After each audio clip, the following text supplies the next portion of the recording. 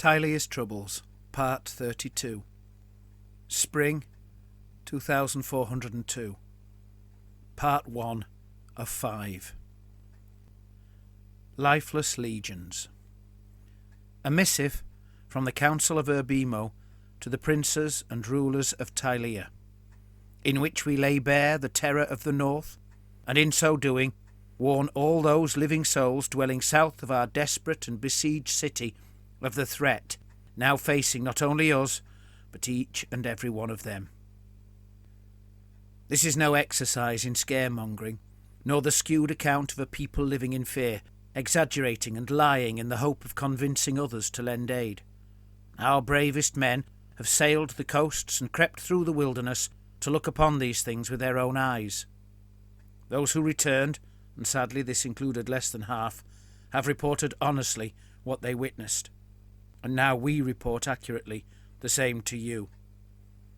Despite the demise of the vampire Duke Alessandro Sforza, the undead threat is not merely undiminished, but instead growing. The reins of power in Miragliano remain in the clutches of vampiric hands, with the once captain of the guard, Theobald Hackspit, declaring his new and eternal rule of both that realm and the city of Urbino. Viadaza has also fallen, its ruler, Lord Adolfo, succumbing both to undeath and the vampire Duchess Maria, who sired him. If the Duchess was still living, she would be the heir to Miragliano, as well as continuing her rule of Urbino. Now, in undeath, she rules Viadaza. None can know whether this will satisfy her, for even those who remember her in life cannot claim to understand the mind of the demon who has ousted her soul. Miragliano, Urbino, and Viadaza have all thus become corrupt and cursed realms. Perhaps the Duchess yearns to rule all three. Whether she is able to gain quick possession, however, is unknown, for it is equally possible that she and Captain Hackspit are allies, indifferent neighbours, or bitter enemies. Although now a place of eerie shadows, Miragliano is not still, nor entirely quiet. Few speak there. No one sings, and barely a breath is taken. But footsteps can be heard, the creaking of doors and gates, even the sound of picks and shovels tearing at the ground. For the undead are busy with labours. Hackspit, desirous of an ever stronger army, beyond that which the city's graveyards can provide, has dispatched his foul servants into the forgotten and ruinous corners of his realm, there to dig up the ancient charnel pits and the most ruinous of tumble-down temples, and so acquire the bleached and brittle bones of the long dead. Fleshless carcasses are being collected in great piles, then carried by tireless slaves to Hackspit's necromantic minions, who employ foul magics to conjure the cold spark of unlife into them, thus swelling the ranks and files of his awful army. Our spies have seen skeletons clambering through crumbling ruins, hefting baskets almost the size of gabions upon their shoulders, as well as trains of rickety carts hauled by rotting, fly-blown nags.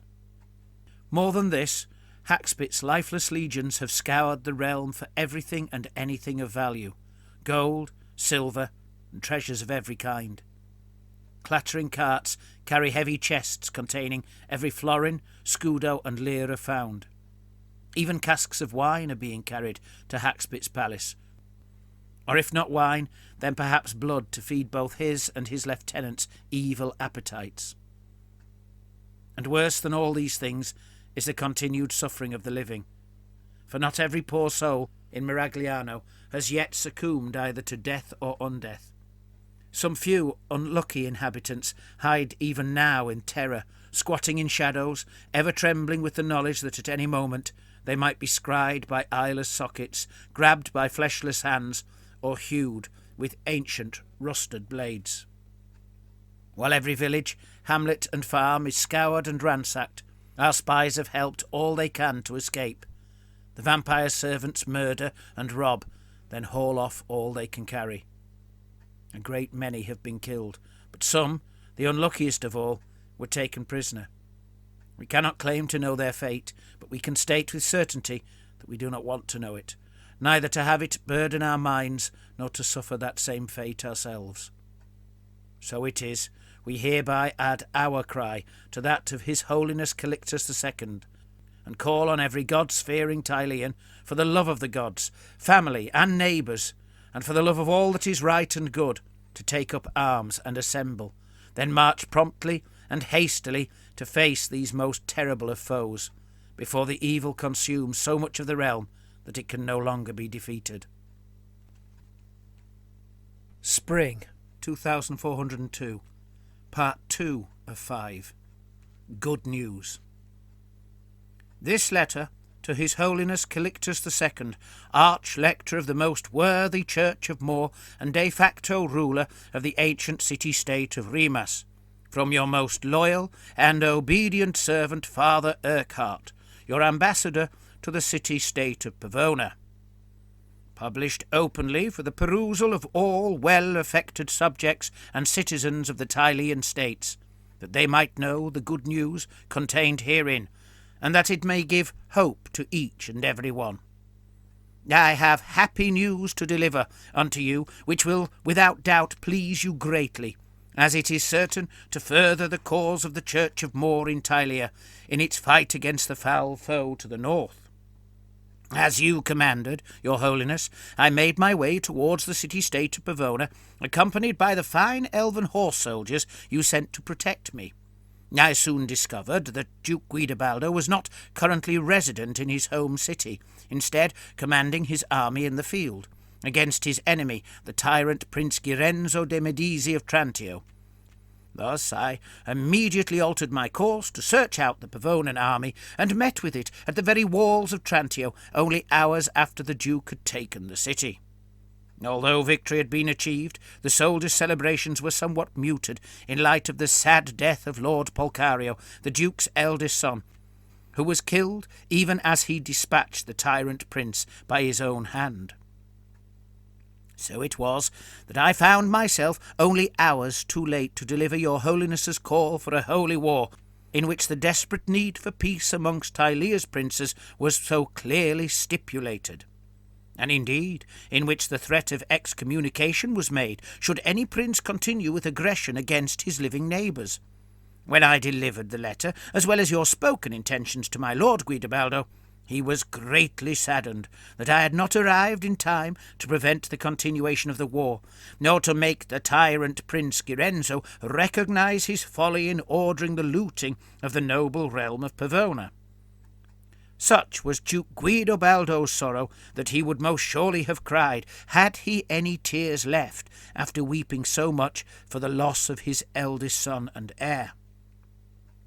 Yet there is joy to be had, nevertheless, for the Duke has taken your call to holy war to heart, being much pleased that you thought to send me as an ambassador to deliver your words, rather than merely dispatch a letter, as you have to almost all other princes and ruling councils. He even went so far as to explain to me that his war against Trantio was not merely done in a spirit of vengeance for the evil crimes committed by the debased mercenaries in Prince Girenzo's pay, but that first and foremost Duke Guidobaldo always had in mind the need to prepare Tilea adequately to defend itself against the undead. By taking Trantio, he has consolidated his power, much increased his revenues, and will thus now be able to raise even more soldiers for the real war to come.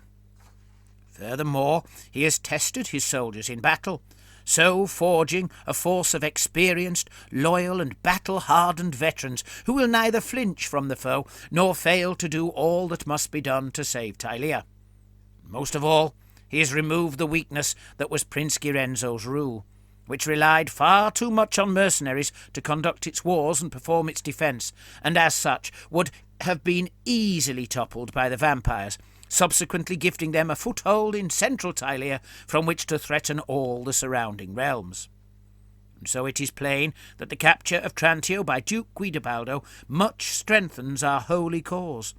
The Duke intends for the battle for central Tilea to take place at Trantio, so that neither Remus nor Pavona nor any of the realms to the south need be corrupted by the proximity of the walking dead. To some it may seem cruel that he has presumed this fate for the people of Trantio, but their previous lord was a weak and wicked tyrant, who would have brought this same ruin and more upon his own subjects, with no subsequent gain for the rest of Tilea. However, this is not to say that the Duke intends the city of Trantio itself to fall to the foe. Rather, that his armies will be mustered here to fight, and that this city, made holy in its purpose, will be the bastion against which the wicked legions will be broken and scattered, thus saving many who dwell here also. Furthermore, the good news continues. For it pleases me to tell you that the Morite lector of Trantio, Silvestro Maruffi, who was one of the principal advisers urging Prince Girenzo to pursue his wrongful war against Pavona, whispering lies unto him and offering misguided counsel merely to inflate his own importance, perished in the conquest of the city.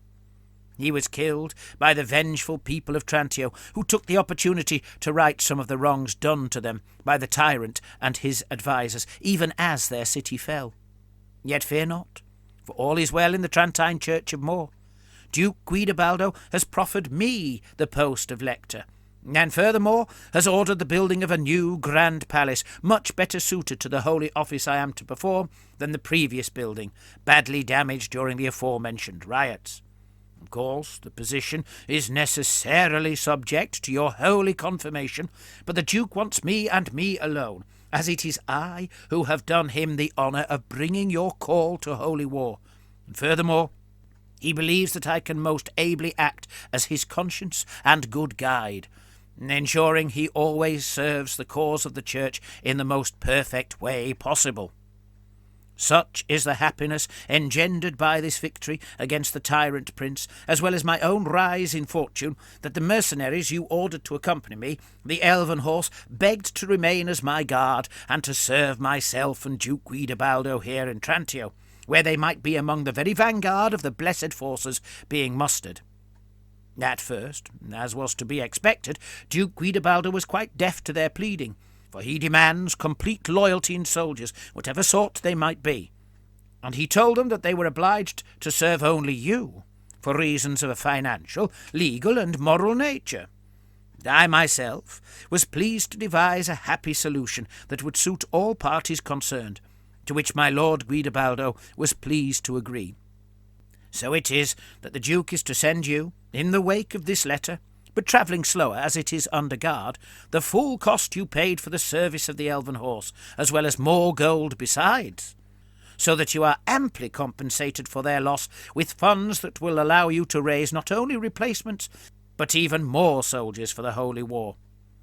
Praise be to the great God More, and all honour and respect be given unto you, More's highest and holiest servant in the mortal realm. Spring 2402, Part 3 of 5.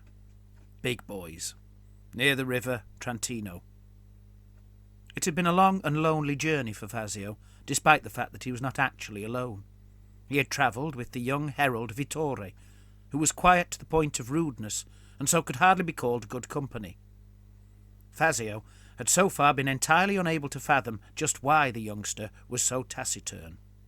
Vittore had a tongue, but beyond the occasional and long-delayed yes or no, he did not use it for much beyond the licking of his lips. As the hours, then days, went by, Fazio played out in his mind every possible reason for his companion's silence. Could it be his youth, having not lived enough years to have anything of worth to say? Or perhaps a certain nervousness arising from his immaturity? Or had the lad been ordered to stay silent? If so, then he seemed to have taken the order quite literally.